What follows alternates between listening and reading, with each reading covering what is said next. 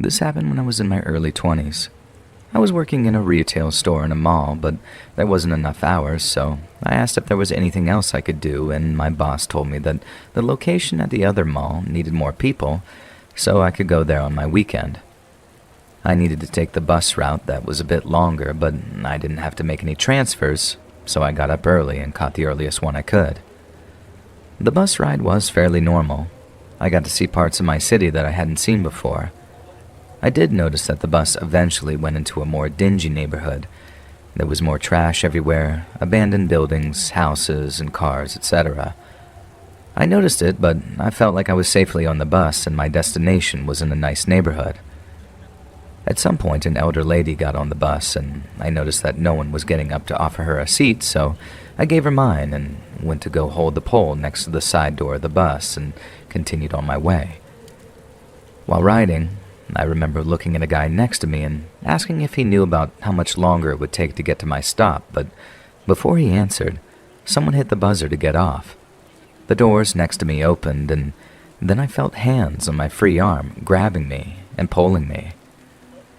I, on reflex, immediately clenched up because I generally don't like any physical contact with strangers outside of a greeting or a handshake, and I really think that reflex saved my life because it took my brain a few seconds to register that someone was trying to pull me off the bus.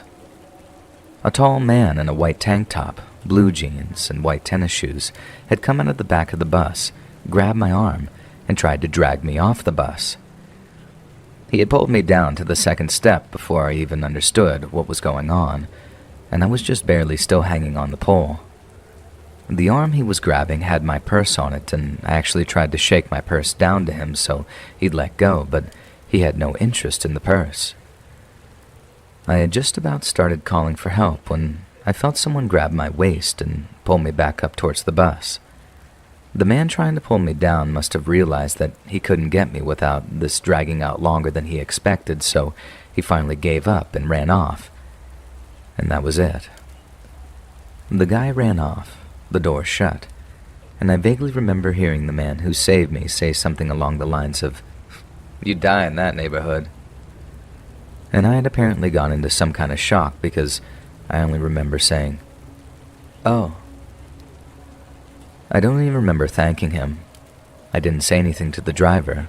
I didn't contact the police like I should have. I don't even remember my shift at that other location. I don't remember the ride home. It was just like I was numb. It was when I was at home and had completely showered and gotten ready for bed in my nightgown that I sat at the edge of my bed and thought, did I almost get kidnapped? I did almost get kidnapped. I had a lot of regrets about this. I regret not contacting the police in case that guy goes after another woman. At least women would be aware that he was out there, and I regret not thanking and keeping in contact with that nice person who saved me. I actually posted an article on my local Craigslist in hopes of him somehow hearing it and knowing how grateful I am.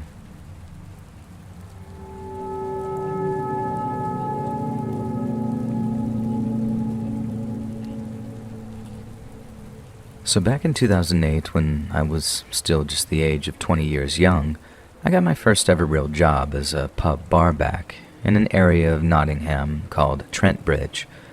My living situation with my parents over in Lenton wasn't great. They were in the middle of a divorce, and the house just had this sort of black cloud hanging over it all the time, so the first chance I got, I moved into a small bedsit on Bunbury Street, which was much closer to the pub I worked at. It was a really crap time in my life, to be honest, but moving into that bedsit was a massive highlight and a huge boost when I needed it the most.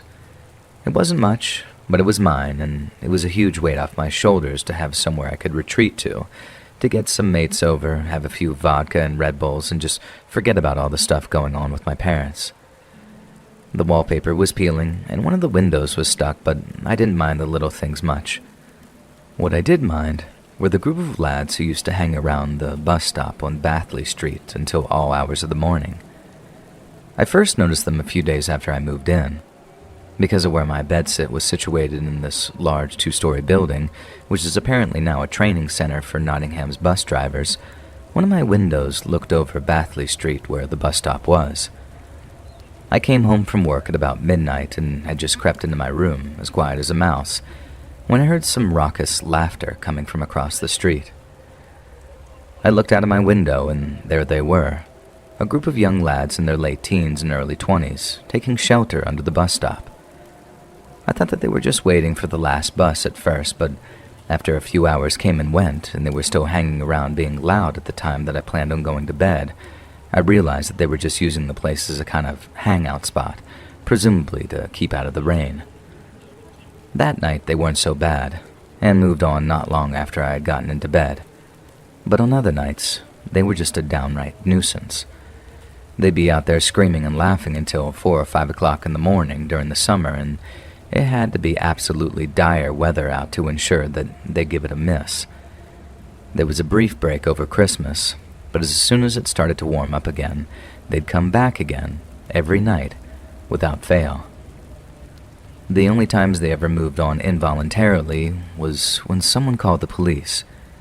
I actually saw that happen once, but the ones that had anything naughty on them legged it, and while the others just mouthed off to the police while they emptied their pockets, and then tossed their little blue stop and search papers on the floor. After a while, I think the police decided to just give up on it, and whenever the lads were at the bus stop, people tended to avoid it and just use an alternative. They were a right pain in the butt, but aside from smoking the odd spliff in the bus stop and being obnoxious, I don't think that they were actually doing anything illegal, so I don't think there was much the cops could do about it. Anyway, it goes from winter to spring, and once it started warming up a bit, the lads started hanging around the bus stop again. This wasn't much of a problem before because my late shift pattern meant that I didn't get to bed until the same time they did, roughly speaking. But once I started taking days too, that all changed. The non-stop racket they made started to really mess with my sleep, and it took earplugs and ambient music for me to be able to get any decent sleep. God, I wish I had your channel back then. On more than one occasion, I'd opened my eyes to see blue lights flashing through the blinds, and I'd take an unhealthy amount of satisfaction when I saw one or two of the noisemakers getting arrested for whatever it is that they had found in their pockets. But for some reason, that didn't deter them. I don't know what they were thinking, honestly. If that was me, I'd have found another spot where I couldn't get harassed by the police. I remember thinking that there must have been some reason they insisted on being there. Like maybe they'd been told to be there by someone who had a vested interest in knowing if the police were driving down Bathley Street.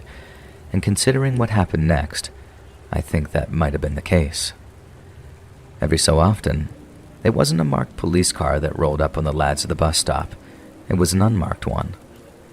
So some normal-looking Vauxhall Corso would roll up next to them. Some cop would jump out, and then they all try and sort of scamper about to do their usual gobbing off. So one night, I was up playing Grand Theft Auto, which had just come out that very week, when I happened to spot the lads at the bus stop while I was on the way back from a toilet break. I lingered for a second, giving them a very disapproving look, because I knew that they were going to be keeping me awake later on that night. But then as I was watching them, an unmarked car slowed down as it came up to them, then stopped about 10 or 20 feet down. I was thinking, yep, here's the police again. But the police normally just jumped out and started chasing people down. Whoever this was happy to just idle a few meters down. The guys at the bus stop obviously thought it was the police too. I think only one of them ran away, and that must have been whoever had the ganja on them that night. But then instead of running, the rest stayed put and started shouting things at the idling car. I was well up for a bit of street theater, so I stared out the window, grinning to myself, hoping that their swift dispersal was going to result in a nice quiet night for me. Then, the last thing I remember thinking, before the scene before me suddenly changed, was looking at the dark, unmarked car and thinking, hurry up and do something. And then they did. There was a flash, then a bang, and one of the lads at the bus stop just folded. I really do mean that he just folded. Like in the moment after the bang, his head hit his knees before his body hit the floor. It was probably one of the single scariest things I'd ever seen in my life. The night that I learned that no matter how many Tarantino movies you watch, or first-person shooters you play, There's nothing that can prepare you for seeing someone get shot with your own two eyes. Looking back, I think the gunshot must have severed the poor kid's spine above the waist, and that accounted for the weird way in which he fell. I've since been told that if he'd been shot in the head, I'd have known it, as chances are there had been very little left of it. The second I realized what I'd seen, I ducked down below the window and took cover behind the brick wall beneath. I know that must sound melodramatic, as no one was shooting at me, but I did worry that there might have been a bit of wild return fire or something from the lads who were running away. I'd never seen or experienced anything remotely like that before, and I didn't know what else to do, but instead of hearing any more gunshots, all I heard was the sound of the dark hatchback burning rubber as it sped off into the night. The sound of the gunshot was as loud as a firework, and seeing as this was the end of April, with no reason to be shooting them off, I'm almost certain other people in the neighborhood heard the loud bang and were just as concerned as I was. 999 must have gotten 100 calls from up and down Bathley Street and those that surrounded it, but again, I just didn't know what else to do.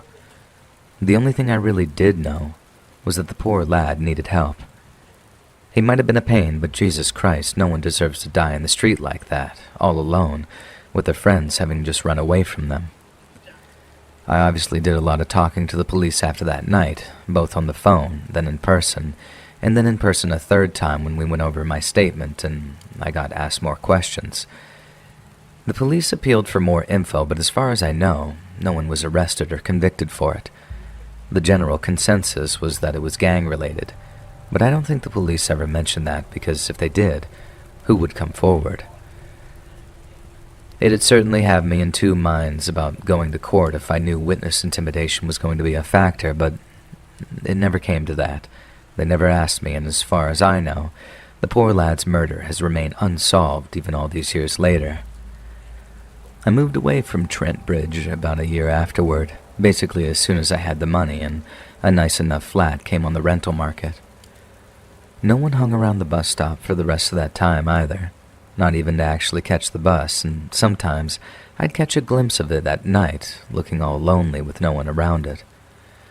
Each and every time, the image of that lad's body, the way it folded, replayed in my head, and I'm very glad to have moved away from a place with such a horrible memory attached to it.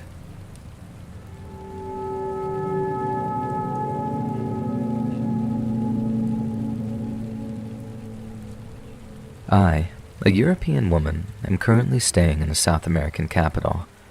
Being a foreigner, I guess I stand out a little, but I didn't feel threatened or in danger at all during the month that I spent there. Until yesterday. I was waiting for the bus alone at around 3 p.m. on a sunny day, no one else around. Then, some guy appeared in the distance. I can't really say why, but he looked shady, probably because he looked like he was walking straight towards me even if the pavement was pretty wide. I pretended that I didn't see him and waited for him to pass. But he came to me and asked for money, maybe something else, but I didn't understand what he was saying. I answered very firmly that no, I didn't have anything to give him and stepped back a little, keeping my hand up and trying to show that I was not disturbed. He kept coming closer to me, making me feel very uncomfortable, and started pointing his finger at my face, saying, "I'll kill you. I will kill you," repeatedly, over and over. And that's when I started thinking that I might be in danger. Even if the guy didn't have any visible weapon, I had no idea what he was capable of, especially as he was extremely close to me and was still threatening to kill me. Still trying to calmly walk away from him so as not to show him I was panicking, I looked all around for someone who might help me, but the street was completely deserted. And that's when I saw a bus coming. I waved at it, and the doors were already open, and I climbed in without looking back. The driver's assistant told me to hurry to get in, and he had seen the scene from a distance and told me not to worry, that we just needed to get away from this crazy guy. And this all happened in the span of 30 seconds, but a lot could have gone wrong in such a short amount of time. I'm glad I remained relatively calm, and I'll probably invest in a pepper spray for the future.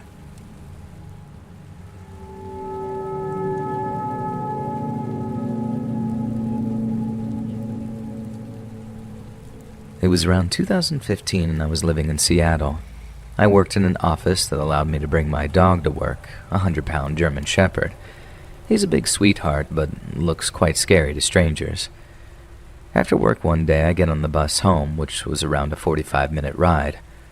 I noticed someone staring at me and didn't think much of it. While it's unsettling to be watched, I had my fair share of odd conversations on the bus, and it wasn't out of the ordinary to encounter weird behavior.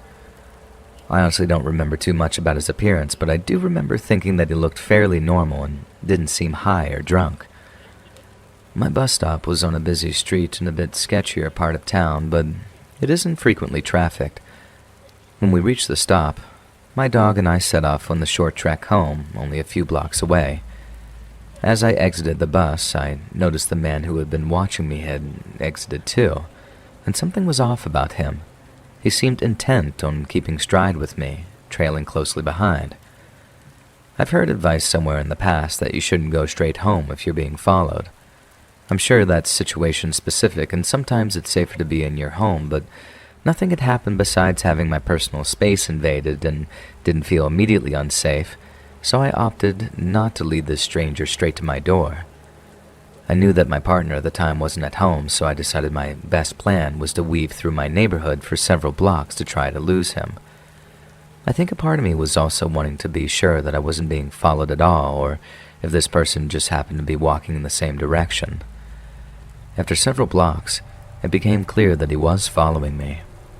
I was weaving around erratically, and he was walking the same path. Neither of us spoke to one another, and I was becoming more and more frustrated that anyone would follow a woman home. The streets were quiet, and I couldn't see anybody around who I could signal to for help. I don't think I would have been so surprised this was happening if I was alone and without my dog. I can't imagine anyone in their right mind following someone with a huge German Shepherd. I started walking faster when I rounded a corner and quickly ducked into a walkway hugging a duplex a block from my house. I was hoping the pathway would wrap around the house completely so I could get out of line of sight of this person, but was met with a fence to my face and didn't have time to backtrack. I was ultimately cornered in this nook between a house, a fence, and a hedge. I crouched down with my dog and waited for the guy to pass us. I watched as the man strolled by the walkway, seemingly not noticing us at all. He didn't turn his head or even gaze in our direction. I decided that we'd stay there for a few minutes just to make sure that he was gone. Of course, my dog was as calm as ever, just chilling on his side taking a nap. Super helpful. About 3 minutes went by, and just as I was thinking it was safe to head home, the man stepped in my line of sight again. He didn't make eye contact with me, just as he hadn't the first time he walked by. He was moving calmly and deliberately, and slowly came to a stop as soon as he was right in front of me, just off the curb. He was about 2 yards away, facing me, and not directly looking, with just a sidewalk and a grassy strip between us. I watched him as he started to unload his pockets. He had a number of metal objects he was taking out and placing them in a line.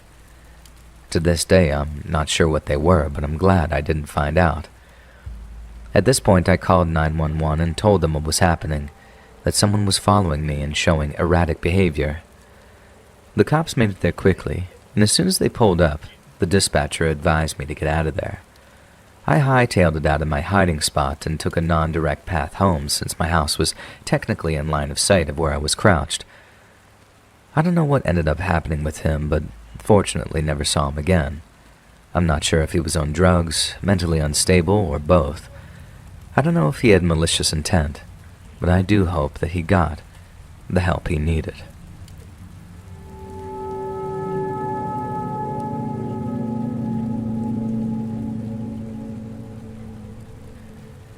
I'm a transgender male, and at the time I was 18 and passed fairly well. I was dating someone online on and off for like a year and a half, and finally saved up enough to get a Greyhound bus pass to get from where I'm from to where she lives, and it was about 16 hours with a few bus switches. One of the bus stops was in Ohio, Cincinnati to be exact. This is my first time being out of state ever and taking a bus ever, besides school buses, and I was alone. I'm a short guy, about 5'2". It was probably around 4 to 5 a.m., and I believe we were arriving in Ohio. I sat down in a little cafe area until my next bus, but then this dirty, scrawny dude with a random license plate sits across from me. He made a little small talk, and then literally asked me if he could pay me to do disgusting, intimate things with him. I'm freaking out already, and it's at this point that I kind of freeze and look at the people next to me in hopes that they'll help. I obviously tell the guy no, and then he asks if he can sell me then. At this point, I get up and basically run as far into the crowd as I can and call my dad. The guy disappears, and I don't see him again. The messed up part is I finally get to the girl, and she tells me her dad had a heart attack. It ended up being a lie, I guess, and I had to go. But I had spent my money, besides for food and water and a taxi to get from the last bus stop to her city, which wasn't cheap, and then had to give her friend gas money to take me back to that bus stop. I didn't have enough for a room, and my dad couldn't afford to wire me any to get a room for the night, so I had to sit at the bus stop literally until 8 p.m. for the next bus because it was a smaller town, and part of it I had to sit outside because the bus station was closed. It was honestly one of the scariest and most terrible experiences of my life.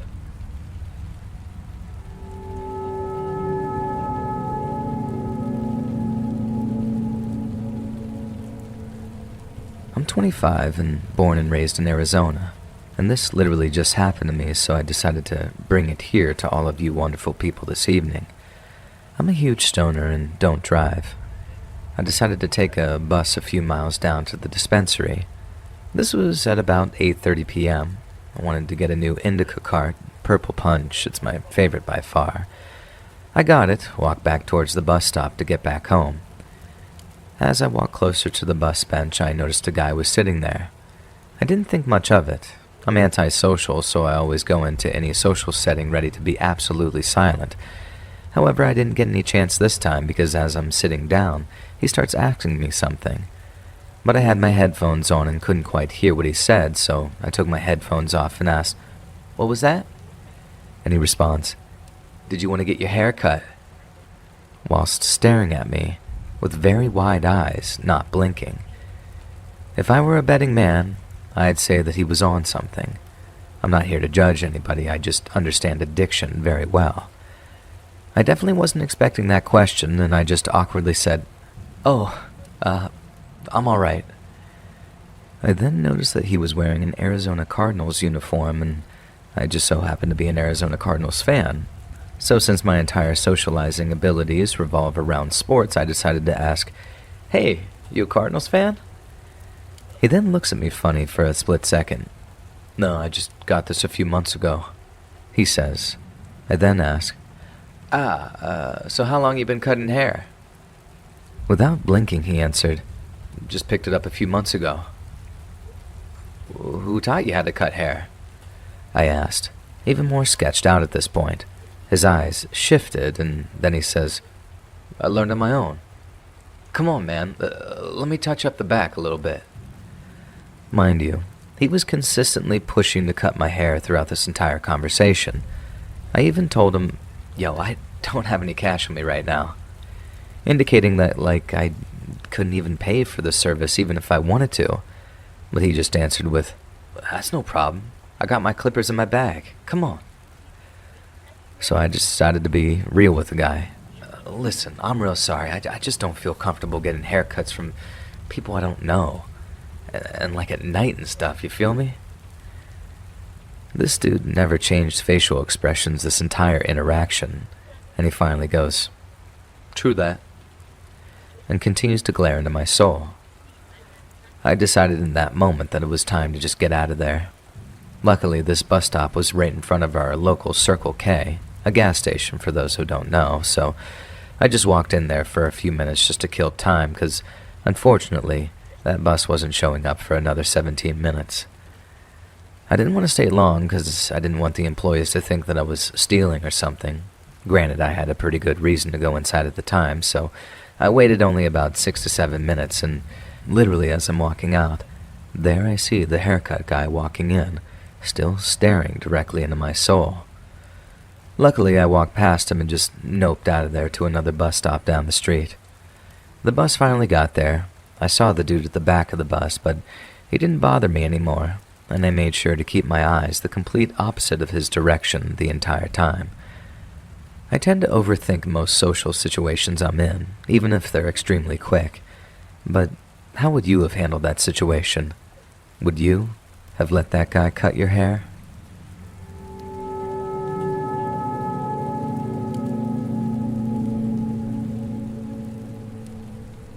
On the morning of February 26th, 1991, a 10-year-old Belgian girl named Nathalie Gijsbrechts was waiting for the school bus at a stop in her home province of Vlaams-Brabant. She lived with her parents and younger brother, Anita, Eric, and little Bjorn, in the sleepy lower-middle-class neighborhood of Liefdal, and every morning she'd be dropped off at the bus stop before her mother drove her younger brother to kindergarten.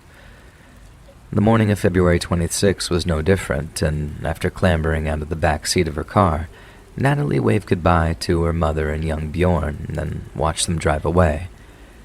As she did so, Anita shot one last look at her little girl via her rearview mirror.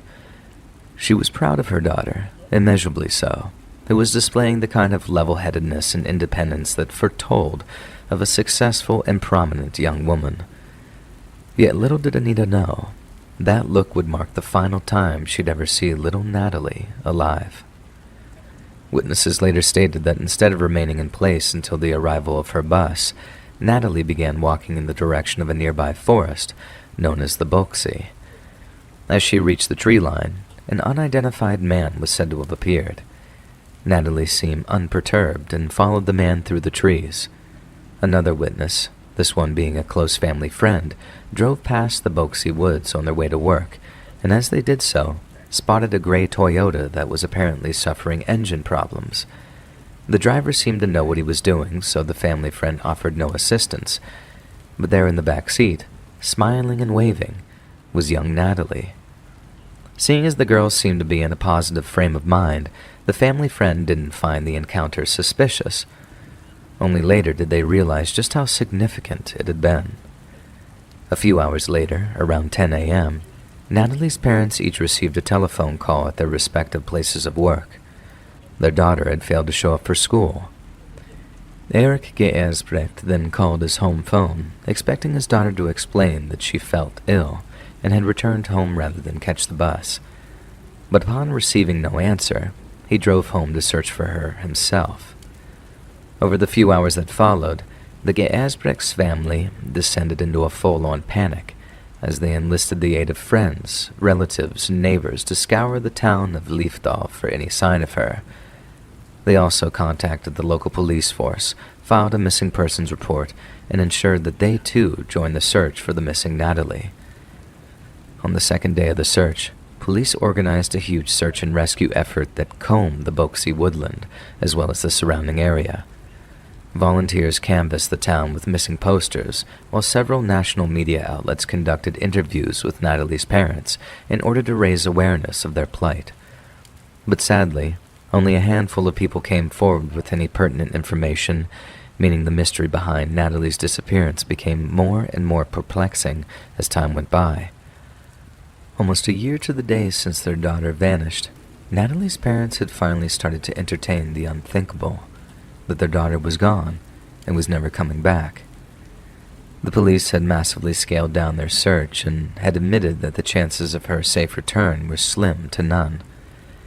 However, an organization known as Child Focus had recently taken interest in Nathalie's case and worked to both keep the story in the public's consciousness and to find new leads and information regarding her possible whereabouts. In coordination with French police, Child Focus announced a possible suspect in convicted kidnapper Christian van Geluven. The Dutch-born child killer had committed acts of evil in his native Holland, but also in France and Belgium, and despite a total lack of physical or circumstantial evidence, French police told Nathalie's parents that they were, and I quote, 99% certain that they'd apprehended their daughter's killer. Some thought it was only a matter of time before such physical evidence was uncovered, but as another year elapsed and Van Geluven was neither arrested nor charged, Child Focus began to consider alternative suspects. One such suspect was named Marc Dutroux and was responsible for the kidnap, violation, and murder of half a dozen young Belgian girls. However, Dutroux didn't begin his cycle of killing until 1995, more than 4 years after she went missing. Some have argued that this is inconsequential and that Dutroux may have taken a 4-year break in between murders, as is sometimes the case with many fledgling serial killers. Yet others have argued that there are other suspects, many of whom were actively killing children at the time of Natalie's disappearance, who make for far more suitable suspects. One of these suspects is Michael Stocks, a Belgian truck driver imprisoned in Holland for the murder of 3 young children in 1991. In 1992, one of Stock's former cellmates approached the authorities with a shocking claim. One night, during a deep heart-to-heart conversation, Stocks had apparently admitted to kidnapping a child from a bus stop one morning back in the early 90s. He made a point of detailing just how easy it was to convince the girl that he was a friend of her parents, and that they'd asked him to give her a ride to school. Unbelievably, his car then broke down in full view of dozens of passing commuters, but no one had stopped to help out or ask questions, and the kidnap had been successful. When first hearing it, the story seemed so implausible to Stock's cellmate that he hadn't bothered to report it. Jailhouse snitching is risky business, and the cellmate certainly wasn't about to risk his neck over Stock's overtly boastful and no doubt exaggerated claims. But as the months went by, and Stock's old cellmate learned more and more about the disappearance of Natalie, he came to realize that every word of Stock's claims were true. After informing the authorities of what he knew, the police acted on the cellmate's claims and arrested Stocks on suspicion of Natalie's abduction. Stocks vehemently protested the accusation, claiming that he had proof that he wasn't even in Belgium on the day that Natalie went missing. Just hours following his arrest, police recovered this evidence, and it came in the form of the tachograph from the truck Stocks used for work. A tachograph is a device which keeps a record of a truck driver's journey, and after analyzing its contents, the police determined that Stocks was in the French city of Metz on the date of Natalie's abduction. On paper, this was enough evidence to absolve Stocks of any guilt, and he was eventually released without charge. Yet in practice, it suggested the monstrous premeditation of a man who'd long planned to prey on children. After all, it wouldn't be the first time a truck driver messed with or swapped around a tachograph in order to obscure some inconvenient truth from prying eyes. And in Stock's case, doing so would make him a very intelligent and very dangerous predator. It took almost another year, but during the spring of 1993, investigators found their smoking gun. Lo and behold, an intensive analysis of Stock's tachograph showed evidence of tampering. It also discovered that Stocks had forged several pieces of paperwork pertaining to his proposed routes, meaning that he'd been told to go one route but had instead chosen to go another. As soon as this new evidence came to light, Stocks was rearrested on suspicion of abduction and murder, and after the investigation shifted its focus to a series of unexplained stops he appeared to have made, he finally cracked. However, Stocks didn't offer a confession due to how frighteningly specific the detective's assertions were. He confessed because of how frighteningly vague they were. To say that the Dutch detectives were shocked when Stocks finally admitted to the murder would be something of an understatement. Some sources claim that during his second period of detention, the total number of interviews Stocks was subjected to hovers around the 100 mark, but there's no doubt that time and time again, he staunchly denied all the accusations aimed at him. Then suddenly, and seemingly out of nowhere, he gave up. He admitted to murdering a young girl back in 1991, but she hadn't been Belgian, and her name wasn't Natalie. She'd been Dutch, and her name had been Jessica. Over the next few hours, police listened to how Stocks had lured a girl away from a swimming pool in the northern Dutch village of Svag. And unlike Natalie, whose body hadn't been found, 11-year-old Jessica Levin had been discovered just a few days later near a neighboring village. Stocks also confessed to the violation and murder of 2 German boys, 13-year-old Marco Weiser and 10-year-old Salim Thatil, both from the city of Wiesbaden. Dutch police suggested that Natalie had also been one of Stock's victims, but he denied it. His killing spree that started in July of 1991, not February, and despite having already been caught lying about his whereabouts, he insisted he wasn't in Leafthal on the day of Natalie's abduction. Many detectives were quite confident that this was a lie and that in all likelihood, Michael Stocks was responsible for Natalie's disappearance. Yet regardless, they had to play the hand they'd been dealt, and instead of expending additional time and resources pushing for a fourth murder conviction, they bet on the 3 that they already had and sent Stocks to prison for 20 years. 8 years into his sentence in September of 2001, Stocks was taking part in a prison-run occupational therapy program. For some reason, the work he was doing involved the use of turpentine and fluorescent lights, and somehow Stocks suffered an accident that resulted in him setting himself on fire. He received third-degree burns over 60% of his body, and despite being transferred to a specialist burns unit in nearby Beverwacht, he passed away on September 25th, 2001. Jessica Lavin's parents were said to have openly celebrated the news and hung some kind of flag in one of the windows of their home. Many said Stock's death was the result of an assassination attempt. Others said it was he took his own life. But all agreed that it was justice, and that Stocks had gotten a little taste of what awaited him below. In a 2011 interview with Natalie's brother, he admitted that the tragedy had forever changed the once close-knit family. He explained that it wasn't so much that Natalie was gone, it was that they didn't know where. Closure, he said, would be a blessing. The unanswered questions felt like a curse. Natalie's brother went on to add that her father sometimes visits the bus stop she went missing from, in the forlorn hope that sheer will alone might force a revelation. But to date, Natalie's fate remains a mystery, and the monster who took her might still be free to walk among us.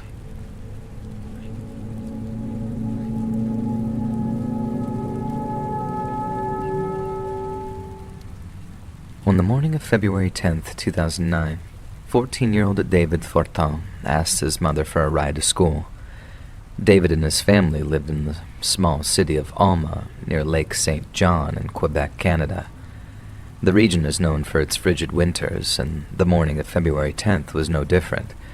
Yet despite the freezing outdoor temperatures, David's mother had a busy morning ahead of her, so she politely declined her son's request, then carried on with her routine. David didn't seem overly dejected. He simply put on his red winter jacket, exited his home, and then plodded his way to the bus stop down the street. No more than 15 minutes later, David's school bus arrived at the bus stop near his home, and at least half a dozen children piled onto the large yellow vehicle. But David wasn't one of them.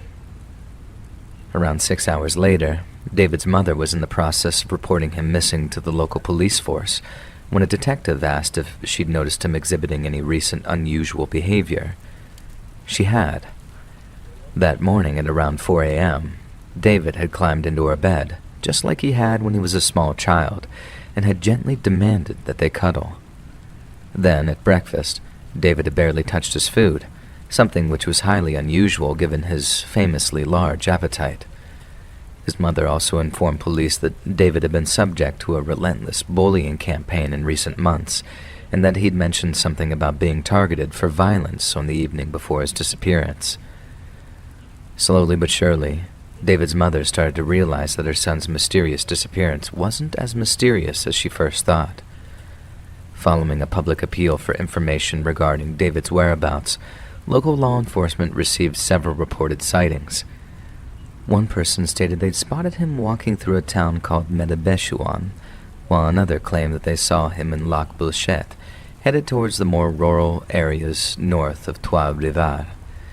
Both witnesses described a teenage boy in a red jacket, among other features that convinced David's mother that the sightings were genuine. Yet she hadn't the slightest idea what David might be doing in that area, other than making a juvenile attempt to run away from home.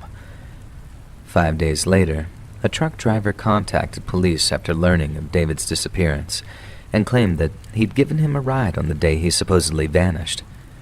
He picked David up on a quiet country road near Berthierville, a small town about 4 hours' drive away from his hometown of Alma. This meant that David had already hitchhiked with another driver, as there's no way that he'd be able to make it almost 100 miles on foot in just a few short hours. The truck driver then claimed that he dropped the boy off at a small Catholic shrine at the roadside. Such shrines are fairly common in rural Quebec, whose roots can be traced back to their deeply Catholic French forefathers, and many a Canadian truck driver will stop off to light a candle, then pray for a safe journey ahead. The truck driver who gave young David a ride was no different, and he assured the boy that since the shrine made for a great spot to hitch a ride, he'd be back on the road again in no time. He wasn't wrong. Just seconds after the driver had lit his candle and placed it next to the shrine, he spotted a blue four-doored subcompact pull up next to David before its driver invited him inside. This same truck driver was later subject to an extensive polygraph test to ensure that his statement was accurate. He proved truthful at every stage, and the truck driver, who was once considered one of the case's major people of interest, was eliminated as a possible suspect. In an attempt to locate David before he came to any harm, police conducted extensive searches all over the region, as well as initiating a poster campaign designed to raise awareness of David's disappearance. The publicity campaign generated thousands of possible tips, but like in many similar cases, very few of these tips were even remotely useful, and those deemed feasible turned out to be dead ends. Police then organized a team of specialist dredging divers to comb the bottom of the Petite Décharge River, which snakes through the town of Alma. The effort was bolstered by the services of hundreds of local, national, and international volunteers who descended on the town to search the surrounding area and distribute missing flyers. The Canadian Youth Organization then offered a $10,000 reward, but when the offer failed to generate a single usable lead, prospects began to darken. The most commonly agreed upon theory was that after running away from home due to fear of bullying, David had hitched a ride with the wrong person. But just how bad was the situation at school? Even as young as 6 years old, David had problems settling down at school. He was diagnosed with ADHD, and the drug Ritalin seemed to help in the short term. But by the time David started elementary school, he'd developed a severe speech impediment. He was teased mercilessly, to the point where his teachers would end his school days early so he could make his way home without having to run the gauntlet of other children. Children have always been cruel, but it seemed that in David's case, a particular toxic social culture left him at the bottom of an exceptionally brutal pecking order. A year prior to his disappearance, when he was 13, David had been cycling home from school when a gang of children chased him into a dead end, then stole his bike. But the torment didn't end there. The group then dragged poor David to a nearby creek, one that was filthy with pond scum and mosquito spawn, and pushed him in. A distraught David, reeking with creek water, then made his way to the home of a much older cousin, Maxime, who offered him a shower, gave him a change of clothes, and called the police. Maxime was probably as concerned as he was furious, but like many of us, he might have assumed that David had simply been unfortunate in his run-in with the schoolyard bullies. But as he'd come to learn, it simply wasn't the case. Before David had even finished showering off, a group of around 20 middle school-aged youths had gathered outside Maxime's house. They called out for David to come outside and face them, and only dispersed when they saw a police car driving down the street. Only then did they see Maxime realize just how dire the situation really was. By the end of 8th grade, David's education was severely suffering, and he was placed in a class for children with minor learning difficulties. This meant that the bullying only intensified, and even some of the kids that had been civil with him during the previous years began to join in on the torment, something which David no doubt found particularly hurtful. By December of 2008, David had taken to going on long walks after dinner, something which Maxime found particularly concerning. He too had been bullied during his youth, and he too had taken long walks in order to clear his head, but only ever when he was feeling truly, truly terrible. Maxime warned David's mother, who begged his school's vice principal to do something about the bullying. The vice principal promised to take action, but when classes recommenced following the holiday season, It appeared his promises had been forgotten. On January 28th of 2009, David's mother called Maxime in a blind panic. It was almost dinner time and David hadn't returned from school. Maxime jumped into his truck and drove out into the darkness to find his cousin. David was later found on one of Alma's main thoroughfares, l'Avenue du Pont, and was so cold that after climbing into the passenger seat of Maxime's truck, he was unable to speak in complete sentences until he'd adequately warmed up. "I'm really at the end of my rope," David reportedly said. "I can't take it anymore." For the next 2 days, David was kept home from school and sought an exemption until the bullying problem could be resolved. Yet local authorities responded by reminding her that David was legally obligated to attend school until he was at least 16, and that she'd face legal repercussions if she failed to ensure that was the case. And so, on February 2nd of 2009, just shy of a week before he disappeared, David Fortin was forced to return to school. In Canada, there is a well-known French-language TV show called The True Negotiator. Its host is Claude Poirier, a former hostage negotiator turned crime reporter, and much like English-language shows such as PBS's Frontline, it delves into high-profile world events, as well as public interest criminal justice cases. And during September of 2011, an episode of the show featured David's disappearance, and presented some previously unshared details with its audience. Poirier claimed that following his own personal appeal for information, he received a call from a member of the public. This person claimed that they had first-hand knowledge that David was being, and I quote, helped by an anonymous stranger. They also claimed that David was, quote, ready to come home, but only under the condition that those helping him are not charged. If they were charged in connection with his disappearance, the caller claimed that they had the ability to make David take his own life.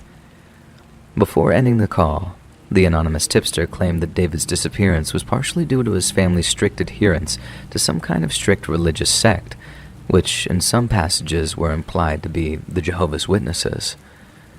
But when asked if this was the case, David's mother denied being part of any religious organization. She added that whatever was being done to help David was nothing his own family couldn't oversee, and begged the anonymous caller to feed them more information.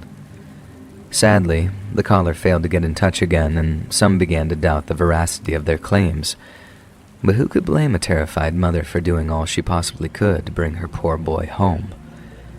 She has since made several pleas to the general public, none of which had been answered in a way that advances the investigation, and to this day, David's ultimate fate remains a perplexing and deeply unsettling mystery.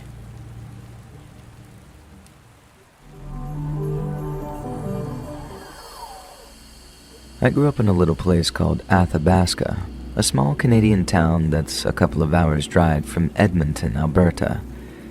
Nestled into a bend in the river it's got its name from, Athabasca was a great place to grow up, and for around 4 to 5 months every year, the town becomes a bona fide winter wonderland. As a result, winter sports were a huge part of my life growing up, as were all the other snow-related activities like building snowmen or hurling snowballs at my childhood friend who lived up and down 52nd Street. Alberta was home, and I thought the farthest I'd ever move would be down to Edmonton for work. But as it happened, my family would take me further from home than I ever imagined. My eventual career choice meant that I now live and work in Melbourne, Australia. I moved there in 2007, met a girl, got married, and we decided to settle down and have a family in Australia. Since my side of the family were much more able to travel, they flew over to Melbourne roughly once or twice annually for the first 7 years of their grandchildren's lives. They'd only ever heard stories of their dad's homeland, and more importantly, they'd never, ever seen snow. My little girl got to 7, and my little boy got to 4 before me and my wife decided that had to change, and we organized a trip back to Alberta for Christmas of 2017. My daughter, Angie, was particularly excited, but my little boy, Zach, clearly had no idea what to expect. Then, when we landed in Edmonton and drove the 80 miles or so to my parents' place, their minds were blown by pillowy white blankets of snow on either side of the highway. Getting to show them my old hometown was a fantastic experience, and obviously the kids had a great time visiting their grandparents. But the thing that captured their attention and imaginations the most was the snow. It's worth noting that in Australia, Christmas is basically the exact same that it is in Canada, except for the weather. Deep winter in the northern hemisphere is high summer in the southern, so despite all the festive, wintry advertising, it's actually blood-boiling outside in December. I can't tell you how jarring it is to see a restaurant put fake snow on its sign when it's 40 degrees in the shade. I often get the impression that Aussies would quite happily zap their entire country with a frost ray for 24 hours just to match the festivities. And so for my kids, having the scenery match the Christmas spirit was as magical as a trip to Disneyland, and it came at half the price. Nearly every waking moment, they wanted to be out in the snow, doing all the same stuff I did when I was a kid. Wearing all that warm, wintry clothing was such a novelty for them, too. Angie once said that she couldn't decide if she felt more like an Eskimo or an astronaut. It was that alien to them. They loved it so much that when my wife spotted an advertisement for a winter glamping experience up at a place called Joe Cat Lodge, we jumped at the chance to book an overnight stay in one of their family-sized yurts. We drove up there on the 22nd of December, got there around noon, and were all set up and ready to build an army of snowmen by around 1:30. We played around in the snow for a few hours. Then my wife retired into the yurt to begin preparing dinner on the small camping stove the lodge provided. The kids and I carried on playing as the skies began to darken, and after one particularly vicious snowball fight, in which my kids struck an unlikely alliance and teamed up on me, we all started feeling pretty hungry. We were no more than 50 yards away from the yurt, so after telling my daughter to keep an eye on her little brother, I jogged back to the yurt to check on my wife, who told me that dinner would be ready in just a few minutes. I then jogged back to where my kids had been playing to find my daughter starting off the base of yet another snowman. But when I look around for Zach, he was nowhere to be seen. I assumed that Zach couldn't have gone far, but after looking around and not being able to see him, I asked Angie where he was. She then looked up from building her snowman, looked around, then got a look of visible concern on her face when she realized he was gone. She looked up at me and with this sort of quivering voice said, "I don't know." She thought I was going to be mad at her, I guess, and in a small way, I suppose I was. But whatever anger I felt was completely overridden by this frantic, terrified panic that only abated a little when I realized I could track Zach's little boot prints to follow his trail. And when I found them, that's what I did. I followed his footprints through the snow until I was greeted by the sight of something that, as a parent, put the literal fear of God into me: an icy cold stream. It didn't look particularly deep, and neither was it particularly wide, but it was the perfect size for a 4-year-old to fall in and be swept away. An older child might have been able to make it across the series of small stepping stones that ran across the stream at one of its narrower and shallower sections, but fall downstream of those, and a kid as small as Zach would almost certainly have been swept away, drowned, and frozen. I ran up and down the banks of the stream, keeping an eye out for my son's body in the water while I screamed out his name in the hopes that he'd hear me and come running. They were the most terrifying moments of my life thus far, made all the worse by the fact that my daughter had followed me and was witnessing every moment of my terror-induced nervous breakdown. I can't imagine how frightened she was. Not only did she not really understand what was going on, but on some level, she blamed herself for what was happening. I kept on running up and down the bank, and I remember not paying much attention to the opposite side of the stream. It seemed impossible that Zach had traversed the stream somehow, not without becoming overwhelmed by the current, so when I finally heard him call out to me, I spun around to see him standing there, right where I hadn't expected to, on the other side of the stream. He didn't seem scared or anxious or anything. He was just kind of muddling through the snow in his overcoat and boots, like he didn't have a care in the world. I definitely freaked him out a little when I bounded across the stream, ran up to him in the snow, and scooped him up into my arms. I didn't yell at him or anything, but he definitely picked up some of my energy and he started to cry when he saw his sister, who by that point was also in tears. I carried him back to the yurt where we were greeted by my very confused and very angry wife. When I told her what happened, she was mad at me, then mad at our daughter, then mad at me again, and we were all a mess. But primarily, we were all just super relieved that we'd found Zach and that we weren't about to be the cause of an Amber Alert. Once we were somewhat relaxed again, we ate dinner, then me and my wife set about putting the kids to bed.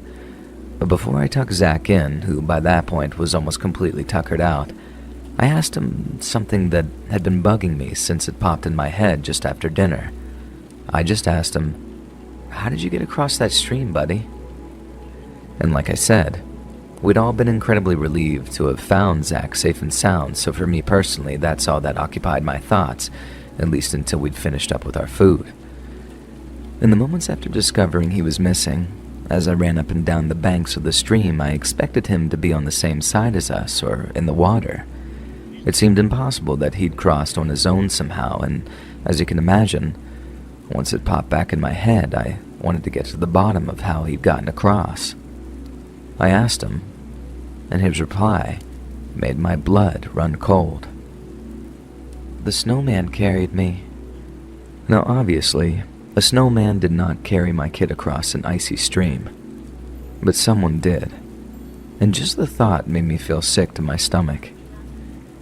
In the most delicate possible way, I told Zach it couldn't have been a snowman. I then asked again in a very delicate manner if the snowman that he was talking about was actually a person wearing lots of white clothes, or perhaps someone with fallen snow on their hair or the shoulders of their jacket. He shook his head and repeated his claim that the snowman carried me. And then before I could ask him anything else, he closed his eyes and just drifted off to sleep. I don't think he was out for more than 5 or 10 minutes. I told my wife what our son had just told us, and within a few short moments, we were packing up our things, getting the children dressed, and making our way back to our car. What happened was bizarre, but it seemed obvious. Someone had taken my son. It might have only been for a minute or two, and thank God that they had the sudden compulsion to let him go. Perhaps they heard my screams, knew I might catch up with them, and decided to quit before they got caught red-handed. Regardless, I thank God that that was the case, but I was not about to stay overnight while being stalked by a potential child snatcher. We made sure to tell one of the campground's representatives on our way out, and I don't know what they did in response, but there was no way we were staying there, so we drove back home, not even thinking to ask for a refund on account of how freaked out we were. And the very next morning, I was in touch with the police regarding what happened, and not a day later, they called us back to confirm our worst fears. On the opposite side of the stream, accompanied by the smaller footprints of my son, were a set of much larger footprints that I'm quite certain were put there by his potential abductor. Zach later said that yes, the person who carried them had been wearing a white hat or at least light-colored clothing, and that after carrying him through the woods for a minute or two, they simply put him down again and walked away. Zach then heard me yelling, then trudged off in the direction of my voice, whereupon we were reunited. I asked Zach if the man said anything to him, and he said no. I asked him if he was scared, and bizarrely, he said no to that too.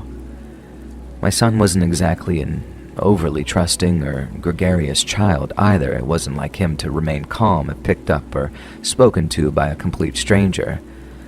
But when asked if he cried or yelled out or struggled when this complete stranger appeared out of nowhere and scooped him up out of the snow, Zach once again just said no. Maybe he thought it was me. Maybe he was swept up in how magical and alien the landscape was there in the woods. Maybe he was just sleepy and that's why he didn't freak out and start screaming. But when I think about this stranger snatching my son, and him not even emitting so much as a whimper, it sends a shudder down my spine.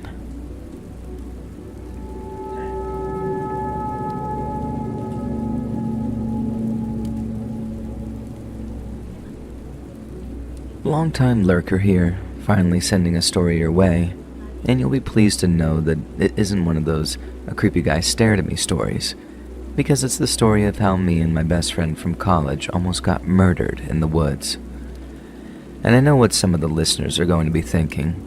Almost got murdered is going to involve a lot of creepy staring and very little almost murdering. Well, hang tight, ye of little faith, because I have the story and the scar to prove it. I don't know what the hell got into me and my buddy Connell during college, but we went down a serious survivalism rabbit hole during the first few months of our sophomore year at CU Denver. We were living together off campus, each working part-time jobs and being only a stone's throw away from the likes of Chief Mountain and Mount Blue Sky.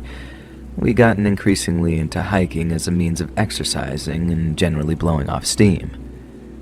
The hiking was during our freshman year, when we lived on campus, but then once we moved into the apartment near Colfax Avenue, we watched a movie one night in, I think, around mid-October, and that movie was called Alive. If I recall correctly, Alive is about a team of South American rugby players whose plane crash lands in the Andes Mountains.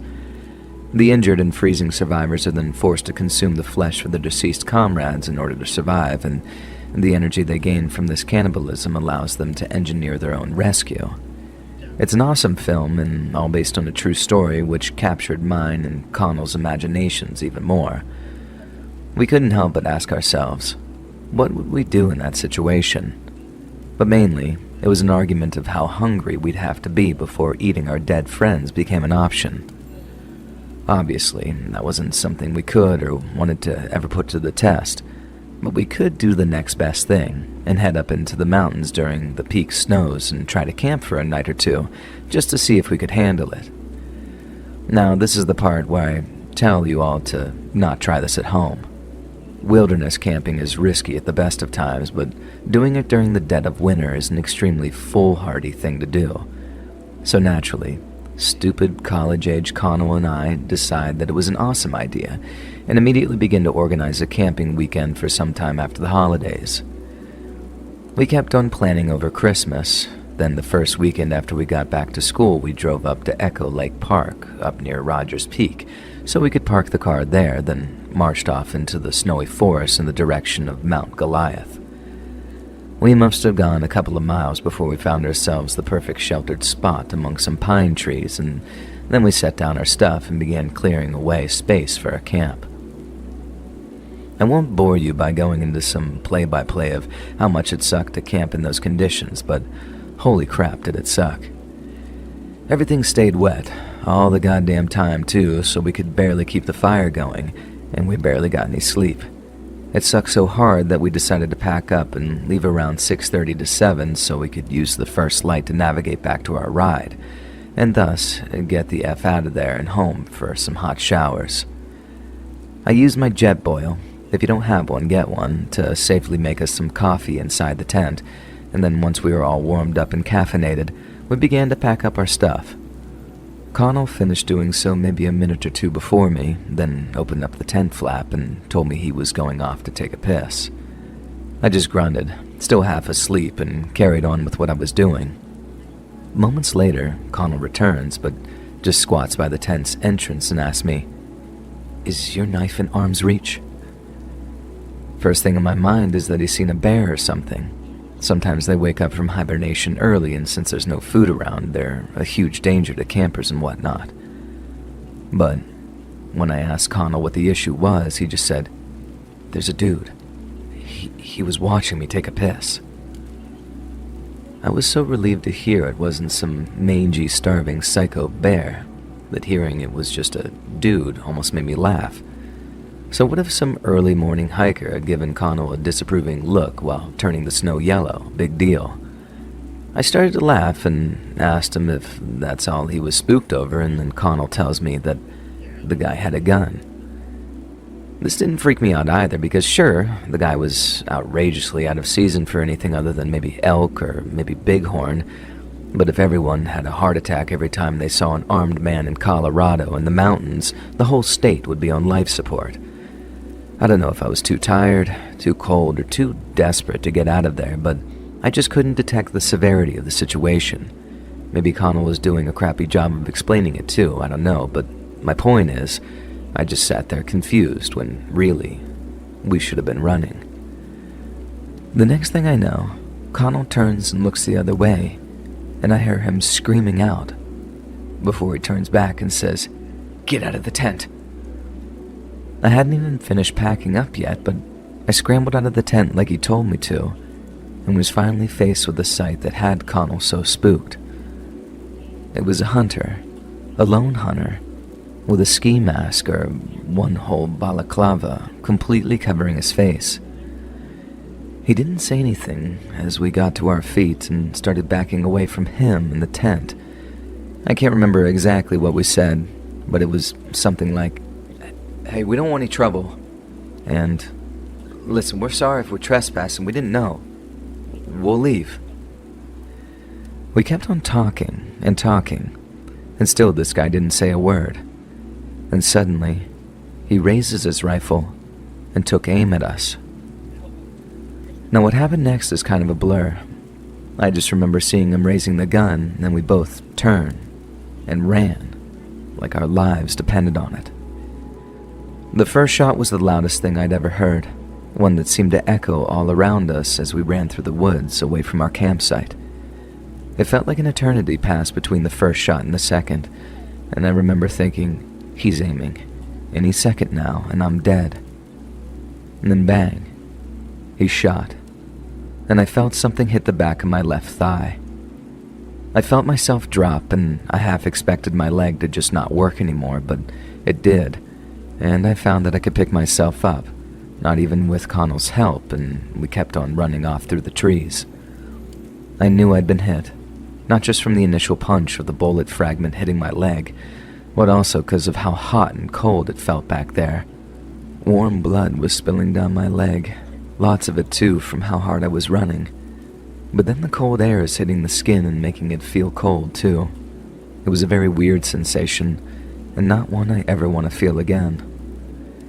Long story short, we made it down the mountain after the hunter either couldn't get another shot on us, lost us, and decided to flee the area before we could get someone to call the cops for us. And to say that I'd gotten off lucky would be the understatement of the century. I'd been hit all right, and not just by a whole bullet. Thanks to the pine trees, the hunter had a hard time getting a clear shot, and the second hit a tree.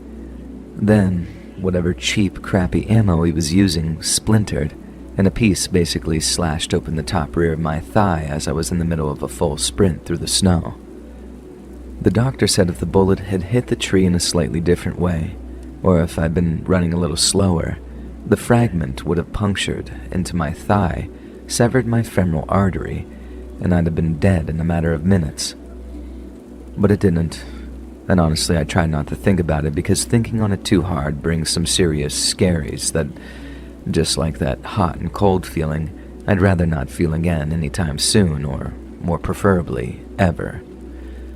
And as for the guy who took shots at us, the cops questioned a few hunters but never made any arrests and never charged anyone with almost killing us up there on the mountain. If you ask me, I think the guy was just a hunter. I don't think he went out looking to shoot people, but I think he was just a psycho who thought, no witnesses, why not? I guess there are folks out there who want to know what it feels like to kill stuff. And I'm not saying every hunter thinks like that, obviously, don't get me wrong. I just know damn sure that at least one of them does.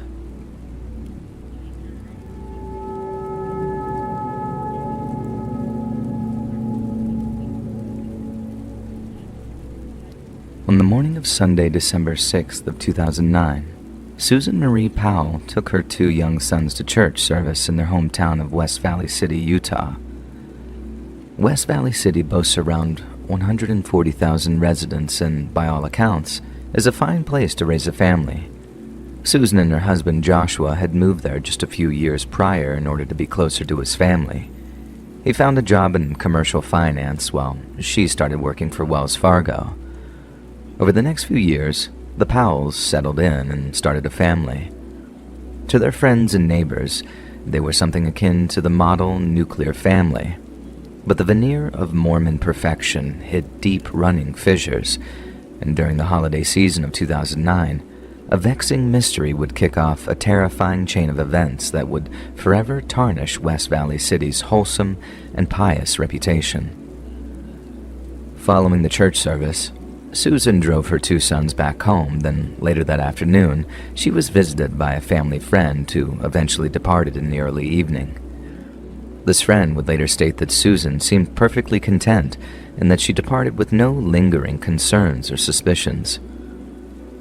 Yet the very next morning, Joshua's mother, Tarika Powell, received a call from her grandson's daycare center. The boys had not been dropped off and their parents weren't answering their phones. Then, together with Joshua's sister, Jennifer, Tarika drove over to his home and knocked on the door. They received no answer, and when they found that neither Joshua nor Susan was picking up their phones, the two women decided to contact the local police department. Upon their arrival, the two attending police officers became concerned that some kind of gas leak had occurred and quickly sought Tarika's permission to force their way into the home.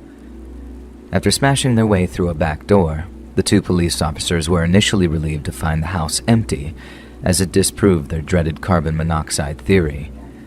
But as they and Josh's relatives performed a casual search of the home, they found something very unusual. Two large box fans had been set up in the family's living room, each pointed at the large three-seater couch. One of the officers took a closer look at the couch, only to observe what appeared to be a large wet spot on one of its cushions. While this wasn't particularly suspicious on its own, the officers noticed that several of Susan's important possessions, things she never normally left her home without, had been inexplicably left behind. The only thing that was missing was her cell phone. While this was concerning, the police found no obvious signs of any foul play, so they advised Joshua's relatives to await further developments. After all, there might have been a perfectly innocent explanation for the family's absence, and when Joshua and the boys returned home around 5 p.m., he appeared to present one. Josh was said to be just as surprised at his wife's sudden disappearance as everyone else was, and claimed that he'd taken their two boys on an impromptu winter camping trip late the previous night. The weather had been cold, but crisp and relatively dry snow makes for excellent camping conditions, so Josh's claim isn't actually as ridiculous as it might sound. However, considering the boys were due in daycare the next morning, and neither parent had called ahead to let them know the boys wouldn't be attending, the police found Josh's claims to be somewhat dubious. When asked where he and the boys had camped, Josh told the police that they'd driven out to a place called Simpson Springs in western Utah, and even went so far as to describe the spot they'd chosen in intimate detail. Police drove out to the place Josh had described, but found no evidence that anyone had camped there overnight. Josh then claimed that he must have been mistaken, but when asked why he took the boys camping on what was technically a school night, Josh claimed to have forgotten what day it was.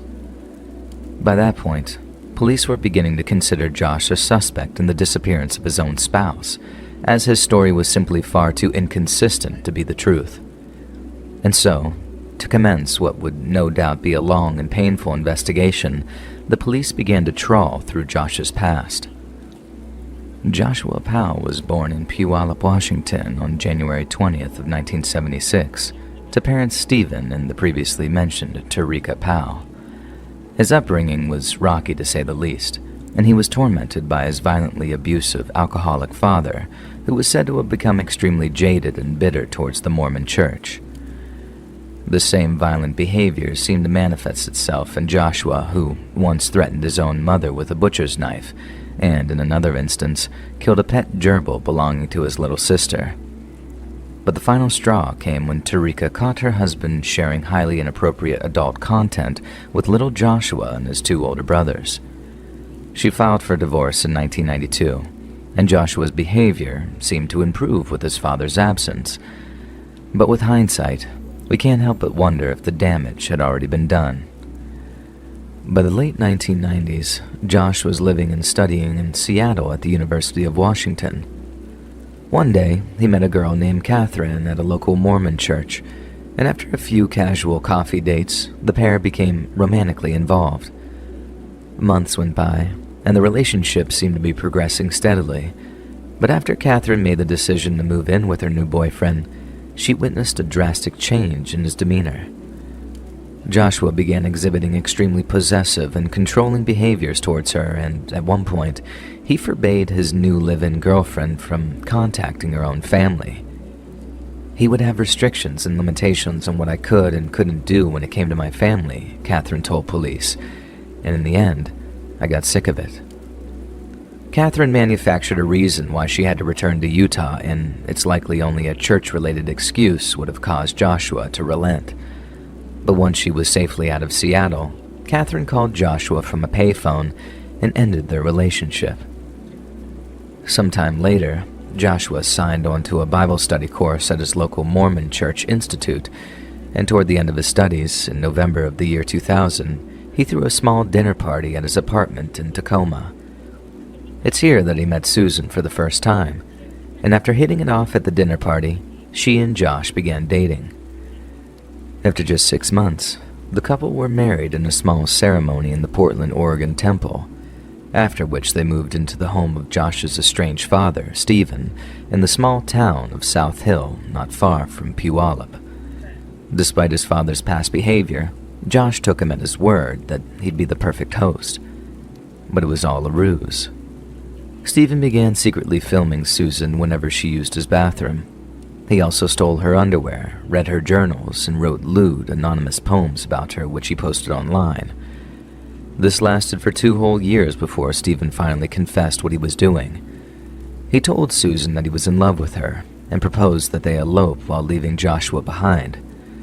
Stephen seemed to believe that his feeling would be reciprocated, but he was completely and utterly deluded. Susan was horrified by the confession, and when confronted by his son, Stephen denied everything. But unbeknownst to him, he had accidentally recorded the entire exchange on his camcorder. Joshua watched the tape, heard his father's admission with his own ears, then told Susan that they were moving out of Washington. It seems the Powells moved out to Utah in the hopes of cutting off Stephen's negative influence as part of a wider attempt to enjoy a successful, peaceful marriage.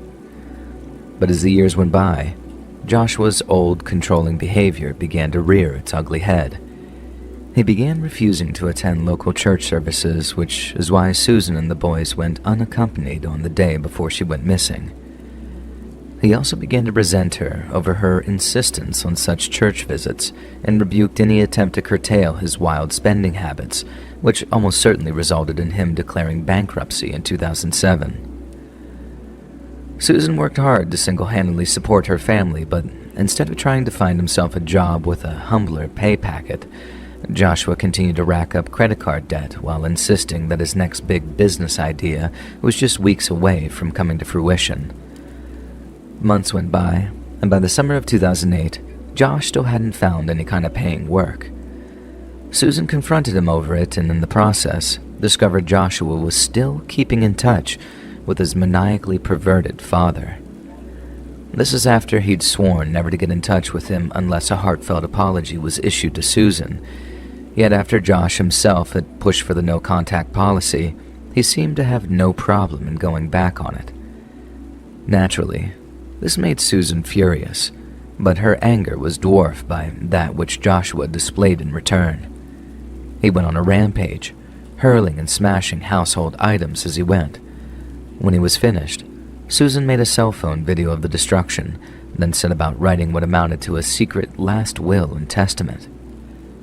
"I want it documented that there is extreme turmoil in our marriage," she wrote. "And if I die, it may not be an accident, even if it looks like one."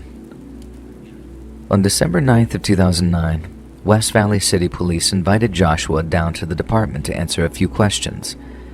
Then, during his interview, officers executed a search warrant at the Powell family home, only to make a series of disturbing discoveries. Firstly, a $1.5 million life insurance policy in Susan's name was located, along with a secret letter she'd written in which she expressed her fear for her life. Police also found trace amounts of Susan's blood on the floor of the Powell family home, along with blood belonging to someone they later referred to as unknown male contributor.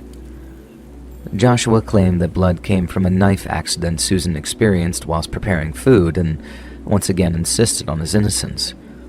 Police were almost certain that, at least in some capacity, he was involved in the disappearance of his wife. But without any solid evidence that Susan was actually deceased, the police were unable to proceed with any formal charges, and Josh was released. Yet the investigation didn't stop there.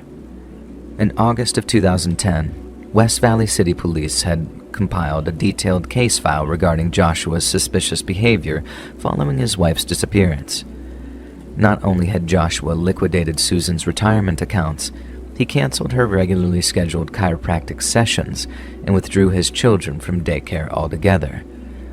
On top of that, one of Josh's coworkers reached out to the police in the aftermath of Susan's disappearance with a very disturbing claim. He stated that in the months prior to her disappearance, Josh had joked about the best place to dispose of a dead body. He asked his coworkers what they would do if they needed to hide a dead body, and under the guise of a kind of intellectual exercise, he began collecting their answers. After thinking it over, most said that the best place to hide a body would be the abandoned mine shafts of the western Utah desert. This same coworker who approached the police said that if he was a cop, the first place he'd look would be those same abandoned mine shafts.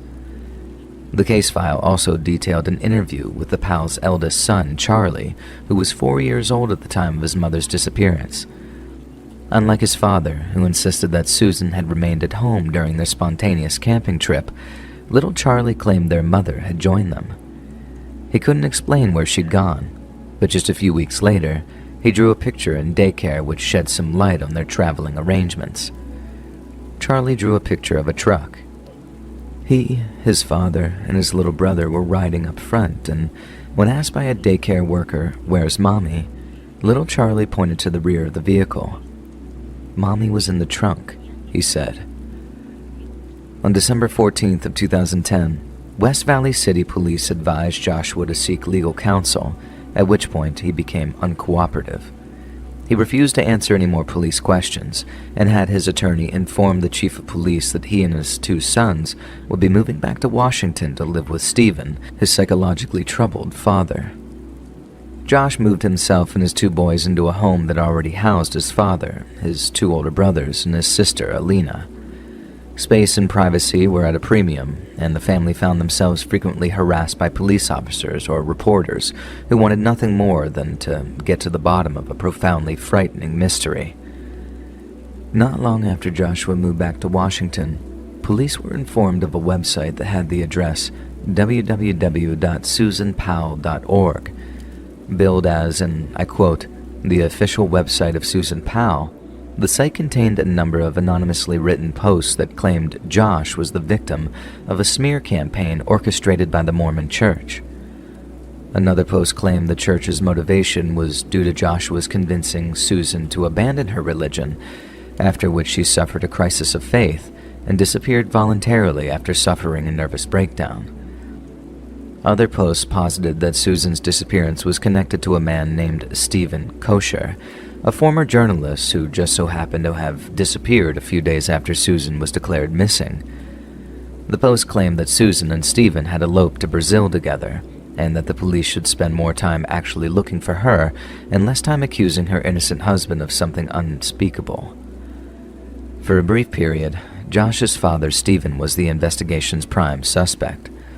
In conjunction with the West Valley City Police, federal agents were ordered to seize several electronic devices from Stephen's home, including the camera he'd used to take pictures of his missing daughter-in-law. Upon analyzing the camera's memory card, investigators discovered more than 4,500 images of Susan, including many close-ups of particular body parts that Stephen had apparently become obsessed with. But Josh's father wasn't the only one who came under police scrutiny during the investigation into Susan's disappearance. Michael, one of Joshua's older brothers, had apparently sold his old Ford Taurus to a wrecking yard in Pendleton, Oregon, not long after Susan disappeared. Police then searched the wrecking yard, found the remains of Michael's old car, then ran a cadaver dog around its broken shell. It indicated not once, but twice that decomposing human remains had once been in the trunk. A DNA test was ordered, but the results were inconclusive. Yet while there was no doubt that Michael's car had once contained a human corpse, the only question was it Susan's? The following year, in September of 2011, Utah police were searching the area surrounding Topaz Mountain, an area which Joshua himself admitted was one of his favorite camping spots. When they reached a site near the town of Nephi, police discovered signs of recent soil disturbances, suggesting that someone had been digging there recently. They isolated the dig site, sifted through the soil, yet found no evidence of any human remains. Some suggested that the site could have been some kind of ancient Native American burial ground, but this was ruled out by federal anthropologists who asserted that century-old remains would not attract the attention of highly trained cadaver dogs. Police remained tight-lipped at this phase of the investigation, meaning reported details were few and far between. But when various media outlets reached out to former law enforcement officers for comment, their conclusions were almost unanimous. Someone had driven out to Topaz Mountain, dug up a recently buried human corpse, and then moved it someplace else for reburial. As the investigation progressed, the relationship between the Powells and Susan's relatives soured dramatically. During the fall of 2011, Joshua and his father announced that they'd be holding a small press conference outside of their Puyallup home. Incredibly, Joshua seemed to support his father's claims that his feelings for Susan were not unrequited, and that he and Susan had been madly in love prior to her disappearance. Then, Josh and his father stunned the local community by producing Susan's teenage diaries. They read lengthy tracts of her middle school scribblings in which she fawned over her classroom crushes, shamelessly claiming that they supported their assertions that Susan was both mentally unstable and prone to infidelity. Divulging the details of Susan's teenage diaries was greeted with outrage from the general public, whose condemnations were so loud that the issue found its way onto the desk of one of Washington's Supreme Court judges. Equally indignant as the people he served, the judge issued a permanent injunction forbidding Joshua and Stephen from any further publications of Susan's diaries. They were also ordered to return or destroy any of the diaries that had not already been published, lest they face severe legal repercussions. Just a few weeks later, on September 22nd of 2011, Stephen Powell was arrested on the charge of possessing indecent images of children. Susan's father, Chuck, begged the state for at least temporary custody of his grandchildren, which a Washington court judge eventually agreed to. The same judge stated that the boys would only return to Joshua's care if his living arrangements did not include his father. In response, Joshua rented a small home in the town of South Hill, just a few miles south of Puyallup, and sued for custody of his two boys. But following a visit from social services, it was discovered that the entire thing was a facade. Joshua had indeed rented the house, but had neglected to move any of his things into it and continued to reside at his father Stephen's house. In light of that, he was refused custody of his two sons and was only granted permission for weekly visits to them. In response, a number of posts were uploaded to the SusanPowell.org website, each claiming that her parents were abusing and neglecting her sons, and were doing so in collusion with Utah's Child Protective Services. Baseless allegations eventually led to Google removing the website, citing terms of use violations. The investigation into Susan's disappearance steadily progressed into February of 2012, with Joshua and his father remaining the case's primary suspects. The state of Washington had assigned them a social worker named Elizabeth Hall, whose job it was to monitor Josh and Stephen's behavior whenever the former two sons were over visiting. The routine was simple. Elizabeth would collect the boys from their grandpa Chuck, then she'd drive them over to Stephen's house before watching the Powells closely. Usually, Joshua and Stephen had complied with the arrangement, but on the morning of February 5th, that changed drastically. Upon meeting Elizabeth at the door, Joshua ushered his sons inside, but then barred the social worker from entry. Elizabeth reminded Joshua that unsupervised visits had not yet been permitted, and if he refused her entry to his home, he would be subject to arrest and prosecution. Joshua didn't say anything in response. He simply slammed the door in Elizabeth's face, but in doing so, sent a draft of the home's air her way, and it reeked of gasoline. I was panicked. I was absolutely panicked, Elizabeth later said. I pounded on the door and yelled, "Josh, let me in. Let me in right now," she said. I ran to the garage, and when I got to the garage, I could smell gasoline, and I knew something was terribly wrong. Then there was an explosion. Elizabeth also said that the last thing she heard Josh say to her boys was, "I have a surprise for you." And when the wreckage of his former home was cleared, investigators established exactly what that surprise was. In the seconds after Josh slammed the door in Elizabeth's face, he led his two sons into his home's kitchen, then decapitated them both with a sharpened hatchet. He then poured gasoline all over their freshly slaughtered corpses, gas which he'd already saturated the home with prior to Elizabeth's arrival. Josh poured so much gasoline over the walls, furniture, and carpets that by the time he struck the match to burn it all to the ground, a highly toxic and highly flammable vapor hung in the air. It's possible that Josh was on the verge of hallucination by the time he put the match head to the striker, but when he did, the entire structure erupted in a fiery, near-deafening explosion. Stephen Powell, who was in federal custody at the time of the explosion, reacted strangely when informed of what had happened. "He didn't seem upset at all," said the jailer who notified him. "He seemed angry at us for having told him about it." Shortly afterward, he was convicted on charges of criminal voyeurism, then sentenced to a short spell in prison. After the remains of the Powell family home was cleared, and the remains of Josh and his two sons were recovered, each was subject to a detailed autopsy at the hands of the Pierce County coroner. The coroner discovered that the two boys had high levels of carbon monoxide in their bodies at the time of their deaths, meaning Josh had likely administered the gas as a means of rendering his sons unconscious prior to their beheading. When news of the deaths hit local headlines, friends and relatives of the Powell family stated that Josh had sent them goodbye emails just hours before the explosion. One of these recipients was his local bishop, who received instructions for finding a secret stash of money Joshua had been hiding away. Records also showed Joshua had donated his children's toys and books to local charities the day prior to the incident, while naming his brother Michael as the sole beneficiary of his life insurance policy. Many saw this incident as tantamount to Josh's admission of guilt. He knew that either sooner or later he'd face justice, and so, rather than stand before a judge, Josh self-destructed. But the more clinically minded knew that this was little more than a dramatic twist in a cryptic and continuing enigma. The next twist in the tale came on February 11th of 2013, just over a year after what happened with Josh and the murdering of his two sons.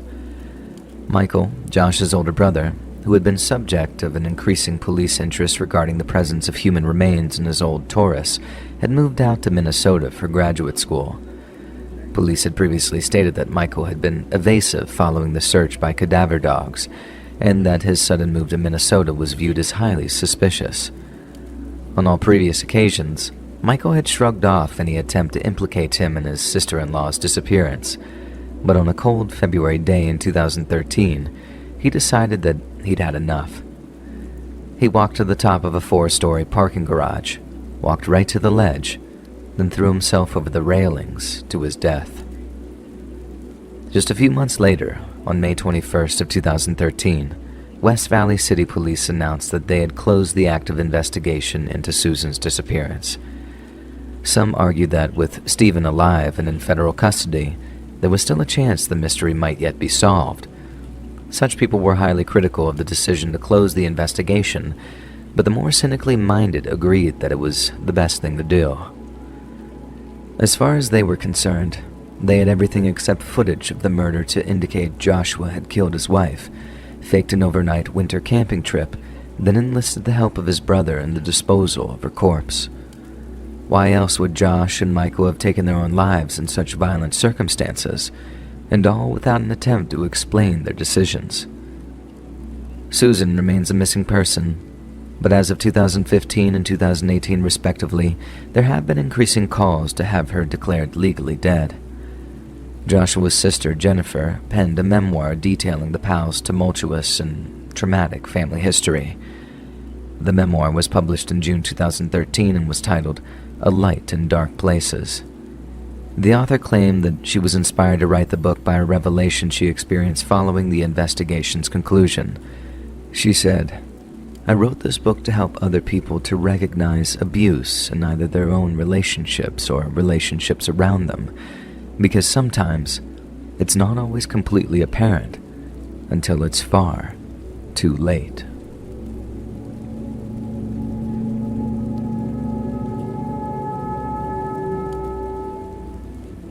My name is Andrew, and I'm a research associate at the University of British Columbia.